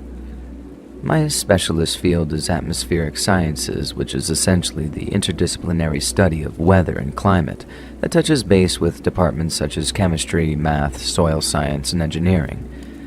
As you can imagine, a lot of our work over the past couple of years has been focused almost entirely on climate change, but at the beginning of this year, I was invited to join a very special and very unusual kind of research program. In collaboration with the University of Central Asia's Tekeli campus, which is based in Kazakhstan, our task was to translate and accredit a trove of previously unreviewed research data that had been recently acquired from the Kazakh government. To understand why we were asked to do this, there are two things you need to understand. Firstly, unlike many other ex-Soviet countries who'd suffered their fair share of turmoil during the breakup of the USSR, political power in Kazakhstan was almost instantly consolidated by a guy named Nursultan Nazarbayev. This dude was, and is, completely knucking futs. He did stuff like change the name of Kazakhstan's capital city in honor of himself, import a bunch of sand from the Maldives to build himself a fake beach, and build a whole bunch of huge, bizarre-looking buildings that serve no function whatsoever.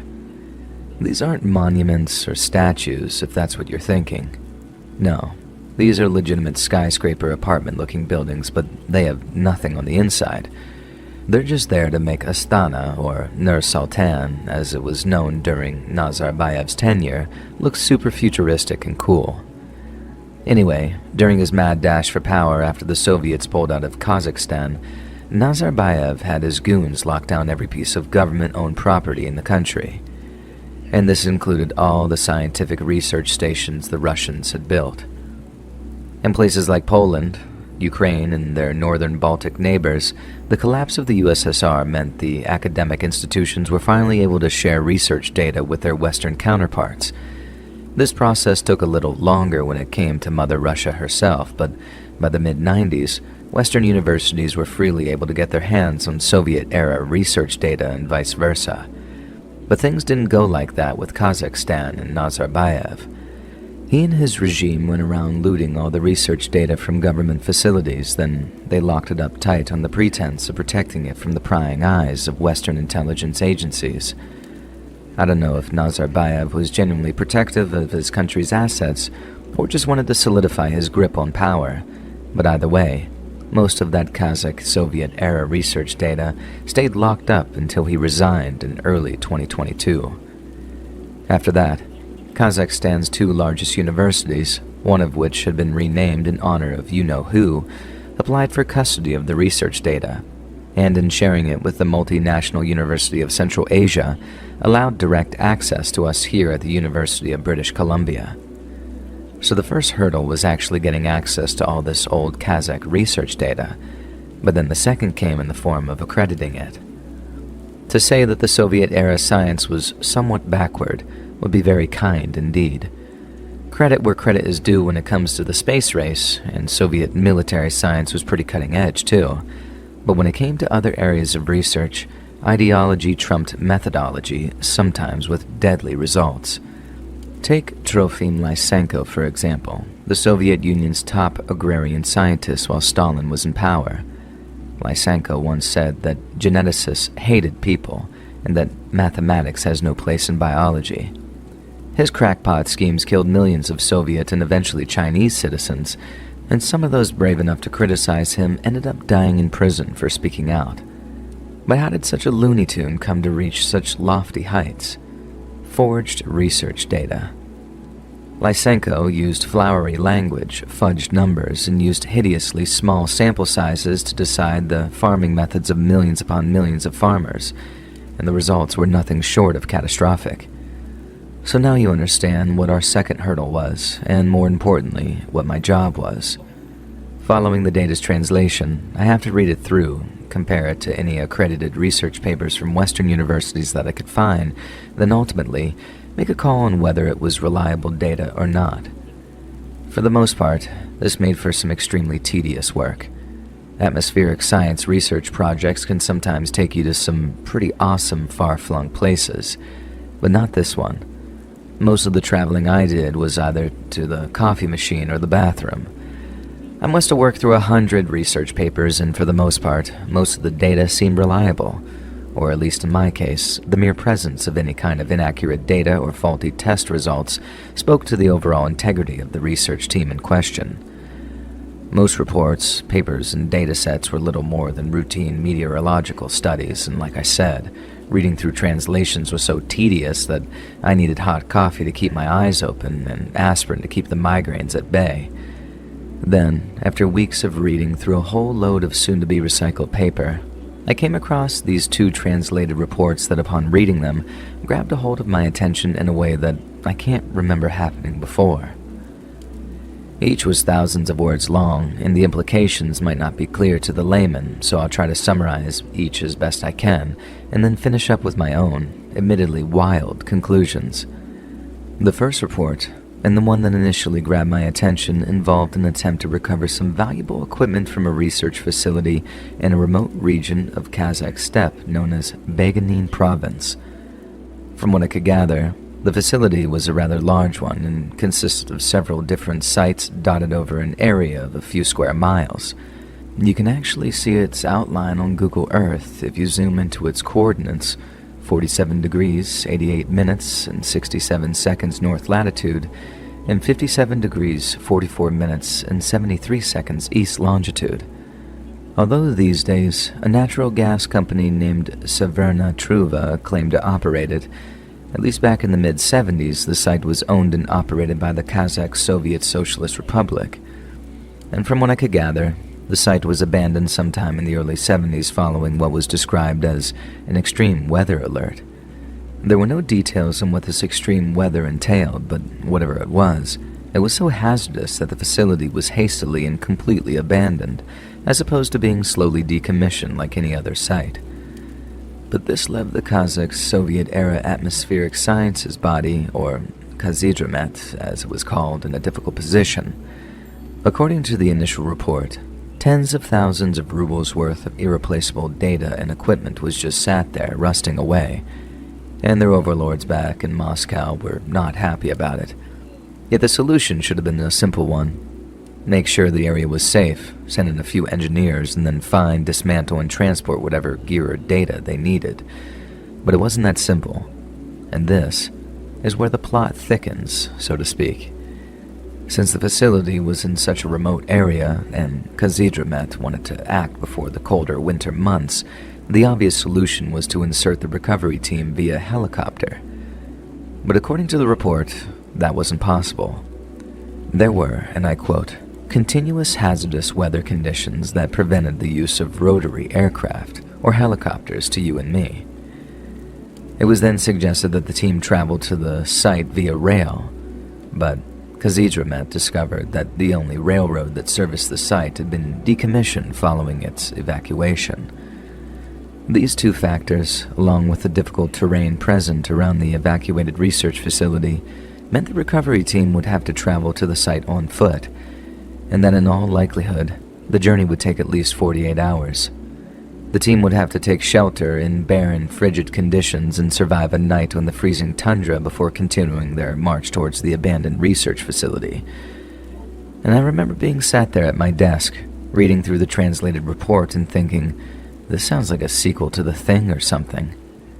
I could almost picture these rugged Russian atmospheric scientists gearing up and heading out on this grand adventure, and honestly being stuck at my desk, the thought made me slightly envious.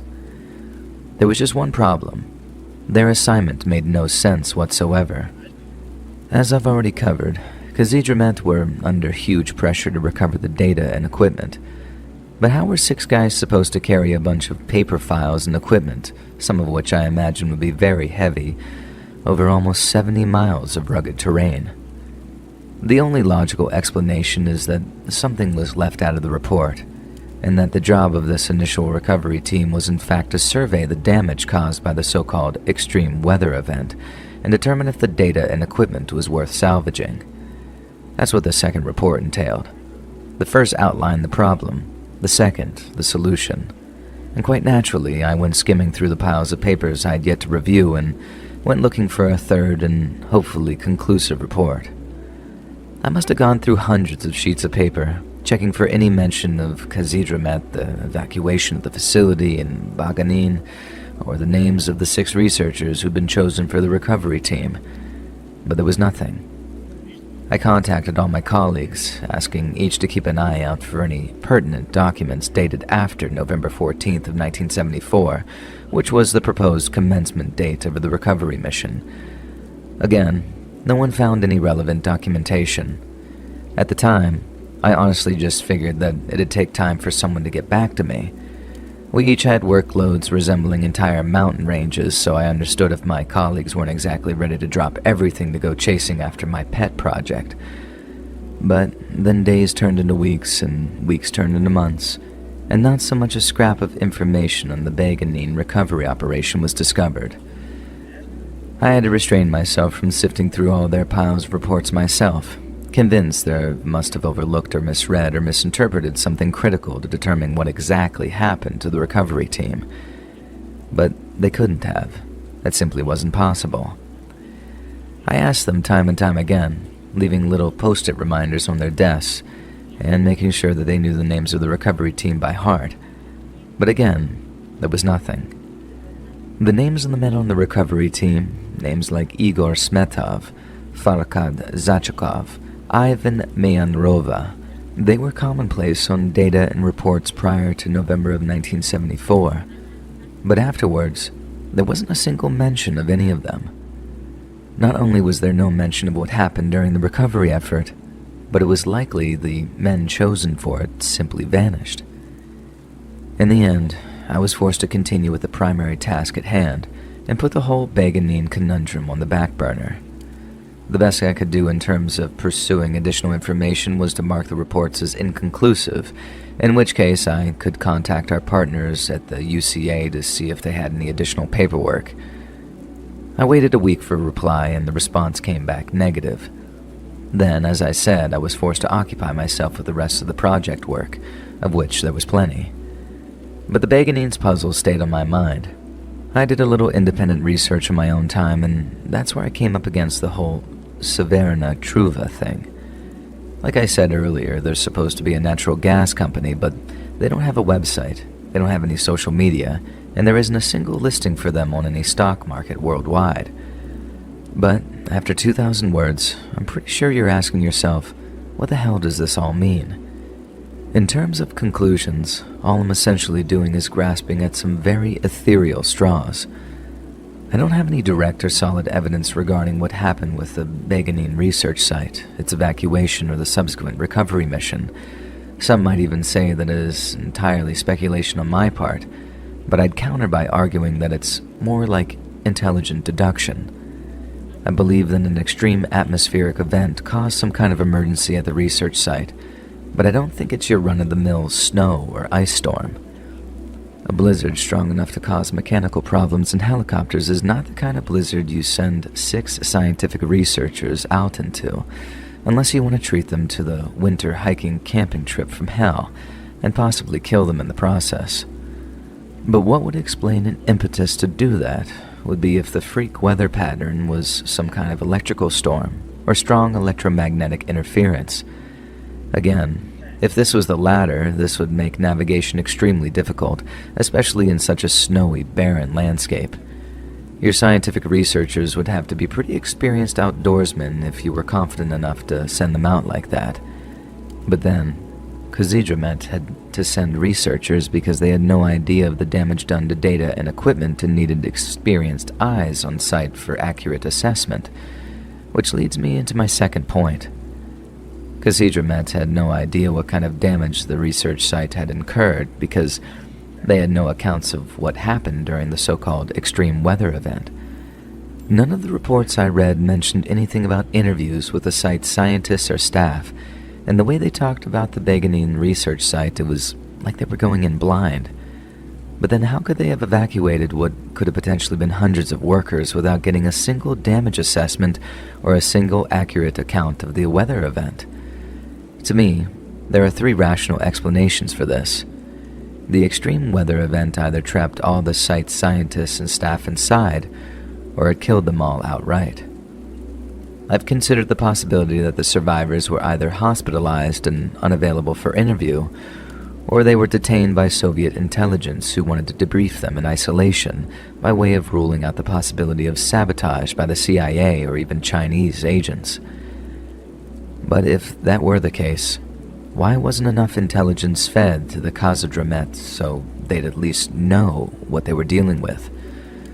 Again, I'm open to the possibility that the extreme weather event, the one that meant air travel into the area was a no-go, killed the recovery team during their advance. It'd take a braver man than I to go out in a Kazakh winter blizzard, and it's entirely feasible that the names of the recovery team disappeared from subsequent reports because they fell victim to the elements. Some would say this is applying Occam's razor, that the most logical explanation is the most likely one, but to me, an experienced atmospheric scientist and not some tinfoil hat-wearing conspiracy theorist, there is simply too many inconsistencies for me to believe it.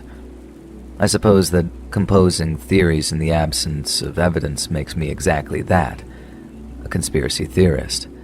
But then if people are going to dismiss what I have to say based on that alone, then I guess I shouldn't be scared to put it bluntly.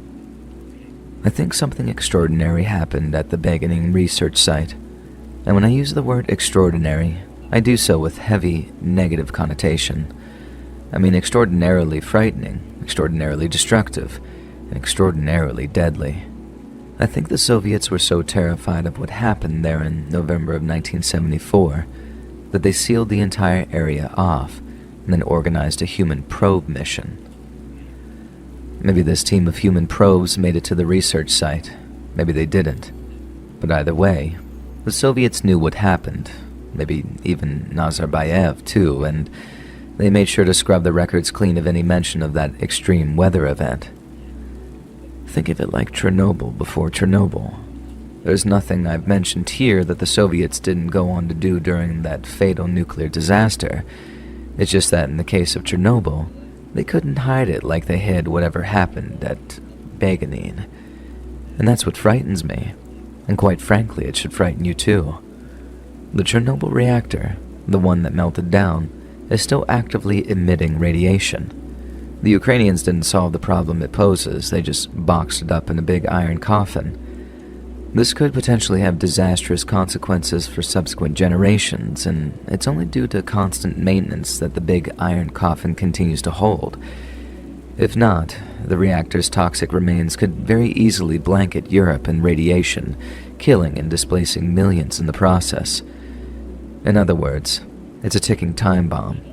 And if a similar event happened way out in Kazakhstan, does that too require constant maintenance to prevent some kind of continental ecological and humanitarian disaster?